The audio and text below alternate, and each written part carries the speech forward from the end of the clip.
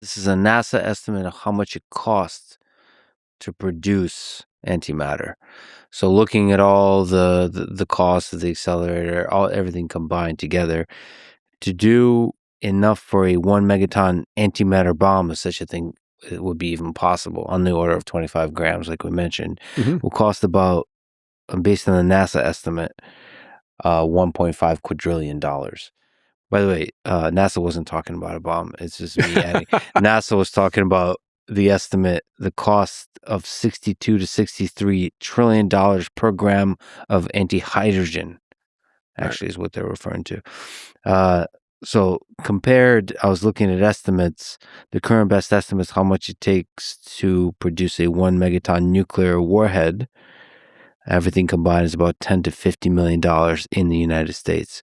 So you're talking about difference in terms of a weapon with equal power, $50 million versus $1.5 quadrillion. To me, what's interesting, weapons is just one indication of this. One other possibility, and NASA also writes about this, is the use of antimatter in propulsion systems. Right. Just like you can use nuclear fission and maybe even nuclear fusion down the line. In propulsion systems, I saw that 1 gram can help get us to Alpha Centauri star system if we can get to 0.2 times the speed of light in 20 years. Meaning it would take us 20 years to get to Alpha Centauri. Is any of this a possible future, the use of antimatter for generation of energy? Because we should mention that it's extremely compact. It has the obvious downsides that it's extremely costly to produce. We don't know how to do that kind of scale. Right. The upside is it's compact. It's very powerful. So the short answer is it is not a physics problem. It's an engineering problem. So I have people for that. Okay. Okay. But no. Yeah. The truth is that antimatter, if you are able to assemble it and store it, sure, it would be able to take that antimatter, heat up matter, and shoot it out the back of a rocket, and it would, do what rockets do. It would make us go quick, and that would be fine. And we should mention the thing that you just mentioned is correct. One of the hugest challenges is the containment. Oh, because 100%. Yeah. antimatter, when it comes in contact with matter, Right. is a problem. Right. So if you were unable to contain your trip to Alpha Centauri for even a millionth of a second, boom, that would not be good. Yeah. It reminds me of the Star Trek where Scotty's saying, "Captain, the antimatter pods are about, look, we're losing containment. It's going to blow." And that's exactly what would happen.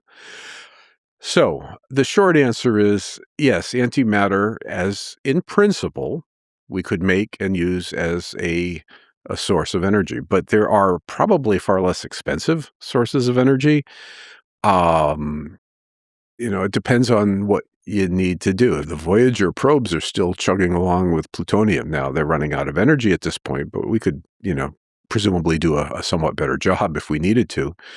So I like the idea of antimatter, but the reality is the danger, not the obvious danger of weapons, but the danger of if you wanted to be in a ship run by antimatter, if it ever got loose, well, you would never know it. That would be that. The reason I find this kind of inspiring is antimatter is in the space of physics that has a lot of mysteries. There's a lot of exploration to be done.